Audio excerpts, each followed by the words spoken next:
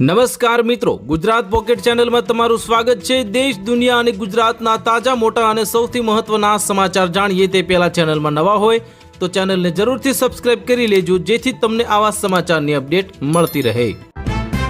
હવે loan UPI પર પણ ઉપલબ્ધ બનશે। એક્સિસ બેંક અને એચડીએફસી બેંક ટૂંક સમયમાં જ ક્રેડિટ લાઇન શરૂ કરશે।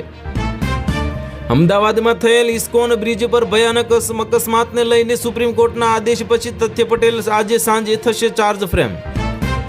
નેત્રંગની સભામાં જ જનમેદની જોઈને ભાજપના નેતાઓના પેટમાં તેલ રેડાયું। સાંસદ ધવલ પટેલના આક્ષેપો પર ચૈતર વસાવાનો પલટવાર।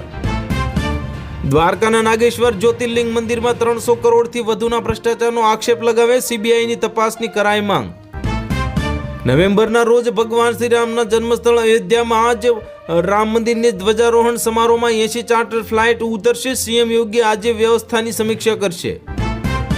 બિહાર વિધાનસભાની કારમી અને શર્મજનક હારનો સામનો કર્યા પછી કોંગ્રેસ મહારાષ્ટ્રમાં ઉદ્ધવ અને પવારને ઝટકો લાગી તેવો નિર્ણય લીધો। અમેરિકા સંકટમાં આવી ગયું, ભારત મદદ માટે દોડી આવ્યું। ગુજરાતના જામનગરથી સીધા જહાજો રવાના થયા। મહેબૂબા મુફ્તી પછી કોંગ્રેસના નેતા દલવાઈએ પણ લાલ કિલ્લા વિસ્ફોટકને કાશ્મીર સાથે જોડ્યો।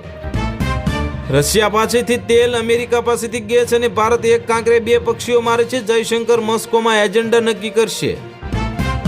કોલવેજી એરપોર્ટના રનવે પર ઉતરતા જ આગનો ગોળો બન્યું વિમાન, લોકો બે બારીમાંથી કૂદ્યા અને મંત્રી પણ હતા સવાર। રાજકારણ નહીં છોડે પ્રશાંત કિશોર, આશ્ચર્યચકિત માટે કરશે મૌન ઉપવાસ અને કહ્યું નીતિશ કુમાર પાસે પૈસા વહેંચીને મત ખરીદ્યાનો લગાવ્યો મોટો આરોપ।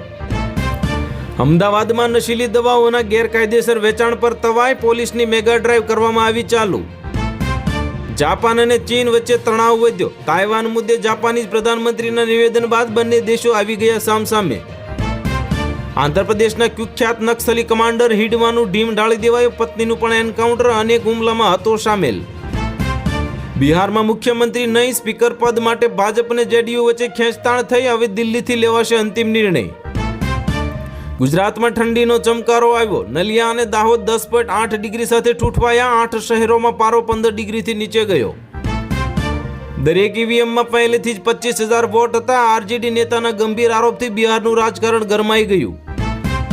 ગુજરાતમાં આમ આદમી પાર્ટીના વર્ચસ્વને ઘટાડવા હવે ભાજપ સક્રિય, આમ આદમી પાર્ટી લેશે કોંગ્રેસનું સ્થાન, તો રાજકીય સ્વીકરણો માટે બદલાવાના એંધાણ। બિહારમાં નવી સરકારની રચાઈ પહેલા જ ભાજપ અને જેડીયુ વચ્ચે ખેંચતાણ, એક પદ અને વિભાગ પર નથી બની રહી સહમતિ। ખેડૂતો માટે વર્ષ 2025-26ના ખેતીવાડી ખાતા દ્વારા જ ટ્રેક્ટર અને સાધનમાં સહાય મેળવવા માટે આઈ ખેડૂત પોર્ટલ પર ખુલ્લું મૂકવામાં આવ્યું। રાજધાની, શતાબ્દી અને વંદે ભારતના મુસાફરો માટે મોટા સમાચાર, ટ્રેનમાં ફ્રીમાં મળશે ફૂડ સુવિધા। ભાવનગરમાં અમિતભાઈ શાહનું આગમન, ભાજપના નવા જિલ્લા કાર્યાલયના લોકાર્પણની તૈયારીઓ જોરશોરથી શરૂ કરવામાં આવી। 9 કરોડ ખેડૂતો માટે ખુશ ખબર આવી, પ્રધાનમંત્રી કિસાન સન્માન નિધિનો 21મો હપ્તો આવતીકાલે કોઇમ્બતુરથી 18,000 કરોડ ટ્રાન્સફર કરશે પ્રધાનમંત્રી મોદી। 21મા હપ્તા અંગે એક મોટી અપડેટ આવી, હવે 1, 2 નહીં 4,000 રૂપિયા આવશે ખાતામાં। રાજકોટમાં પ્રધાનમંત્રી વિકસિત ભારત રોજગાર યોજના કર્મચારી નોંધણી અને પ્રોત્સાહન યોજનાઓ અંગે સેમિનાર યોજવામાં આવ્યો। હવાઈ ભાડામાં એરલાઇન્સ દ્વારા થતી લૂંટ બંધ થશે, સુપ્રીમ કોર્ટની મોટી ફટકાર, તો સરકારને ફટકારી મોટી નોટિસ। ડોનાલ્ડ ટ્રમ્પે ભારતીય ચા, કોફી અને મસાલા પરનો 50% ટેરિફને છૂટ, યુએસમાં કૃષિ પ્રોડક્ટના ભાવ વધવાથી લેવાયો મોટો નિર્ણય। રાજ્યભરમાં ઠંડીનું મોજું ફરી વળ્યું, 7 શહેરમાં તૂટ્યો રેકોર્ડ, હવામાન વિભાગે કોલ્ડ વેવની આપી મોટી ચેતવણી। બિહારમાં કોંગ્રેસનું અસ્તિત્વ થયું ખતમ, તમામ 6 ધારાસભ્યો એનડીએમાં જોડાવાની તૈયારીમાં, દિલ્હી સુધી હડકંપ મચી ગયો। બાંગ્લાદેશે મહિલા ટીમમાં હંગામો મચી ગયો, કેપ્ટન પર હુમલાના આરોપ, હરમનપ્રીતના ઉલ્લેખથી વિવાદ સર્જાયો। છોટાઉદેપુરના પાવી જેતપુર ભારજ નદી પરથી જ તૂટેલા બ્રિજ અને ડાયવર્ઝન મુદ્દે એમએલએ ચૈતર વસાવાની હાઈવે બંધ કરવાની ચીમકી। પ્રસવ માટે ગુજરાતના દરિયામાં આવેલી 1000 વહેલ શાર્ક માછલીઓને જાળમાંથી કરાય મુક્ત, માછીમારોએ આપ્યું અભયદાન। આર્થિક સંકળામણના કારણે ગુજરાતમાં 25 દિવસમાં 6 ખેડૂતોનો આપઘાત, પેકેજની જાહેરાત છતાં અપમૃત્યુનો દોર ચાલુ। વિદ્યાર્થીઓના શિક્ષણના ભોગે સરકારની વાહવાહી અને ભાજપની યુનિટી માર્ચમાં પણ શિક્ષકોને જવાબદારીની સોંપવામાં આવી। મોડાસામાં એમ્બ્યુલન્સમાં આગ લાગતા 4 લોકોના મોત, બાળકને અમદાવાદ લઈ જતા સમયે દુર્ઘટના બની. ગાઝા માટે ટ્રમ્પના પ્રસ્તાવને યુએનએસસીની મળી મંજૂરી. આંતરરાષ્ટ્રીય સેના મેદાનમાં આવશે તો શાંતિ બોર્ડ લેશે મોટા નિર્ણય. રશિયન ઓઇલ ફરી વેચનાર ખરીદનાર પર 500% ટેરિફ લાદતું બિલ રિપબ્લિકન્સે રજૂ કર્યું. દિલ્હી ઠૂંઠવાયું. સોમવાર છેલ્લા 3 વર્ષનો સૌથી ઠંડો દિવસ રહ્યો અને રાજધાની દિલ્હીમાં શીતલહેર જેવી પરિસ્થિતિ સર્જાઈ.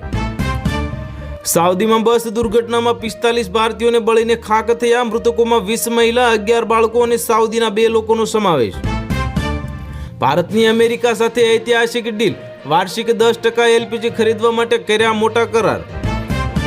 ખેલાડીઓ પર ભરોસો કરો, ટેસ્ટ મેચ 5 દિવસ સુધી ખેંચો. ગૌતમ ગંભીરે સૌરવ ગાંગુલીને આપી મોટી સલાહ. કોઈપણ દેશ રશિયા પાસેથી ઓઇલ ખરીદીને બીજાને વેચશે તો યુએસ સંસદમાં રજૂ કરાયું 500% ટેરિફ ઝીંકવાનું બિલ. ભારતમાં હમાસ જેવા હુમલાની તૈયારી હતી. ડ્રોન રોકેટ બનાવતા આતંકવાદીની કરાય ધરપકડ. શેખ હસીનાને ફાંસીની સજાના ચુકાદા બાદ બાંગ્લાદેશમાં અંધાધૂંધી ફેલાય. આખી રાત સળગતો રહ્યો બાંગ્લાદેશ દેશ અને ઠેર ઠેર આગ ચંપી. સુરતના પૂણામાં રૂપિયાની લેતી દેતીમાં યુવકને ટાઇલ્સના ઘા ઝીંકીને મોતની ઘાટ ઉતારી દેવાયો અને મચી ગયો ખળભળાટ. ₹50 લાખની ખંડણી માંગતા કુખ્યાત વિશાલ ગોસ્વામી સહિત 3ને 5 વર્ષની કેદની સજા ફટકારવામાં આવી. લાખોનો દંડ પણ ફટકારાયો. પશ્ચિમ બંગાળમાં ઘમાસાણ. ટીએમસી સાંસદ ગંભીર આરોપ બાદ રાજ્યપાલને રાજભવનમાં શરૂ કર્યું તલાશી અભિયાન અને રાજભવનના દરવાજા ખોલી નંખાયા.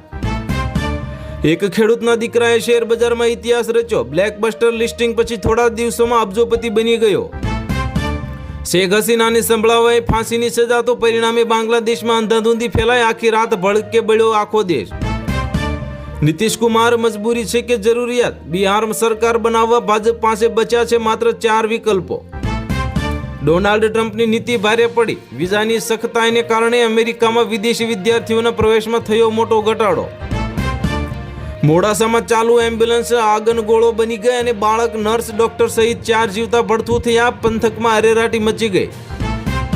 અનામત 50%થી વધુ કેવી રીતે હોઈ શકે? સુપ્રીમ કોર્ટની રાજ્ય સરકાર પર ગંભીર ટિપ્પણી. 8મા પગાર પંચને લઈને આવી મોટી ખબર. લાખ પેન્શનરો પર સંકટ અને કર્મચારી સંઘે પ્રધાનમંત્રી મોદી પર લખીને માંગ્યું સ્પષ્ટીકરણ.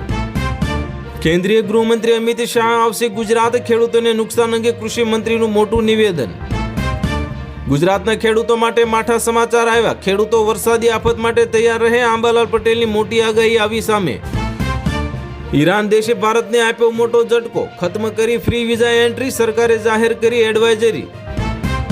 બિહાર ચૂંટણીમાં હાર બાદ આરજેડીની મીટિંગમાં તેજસ્વી યાદવ ભાવુક થયા. હું પાર્ટી જોઉં કે પરિવાર, નેતૃત્વ છોડવાની ઓફર કરાય. તો હાલ માટે આટલું જ. મળીશું નવી અપડેટ સાથે. જો વિડીયો પસંદ આવતો હોય તો વિડીયોને કરી દેજો લાઈક અને ચેનલમાં નવા હોય તો ચેનલને કરી દેજો સબસ્ક્રાઇબ.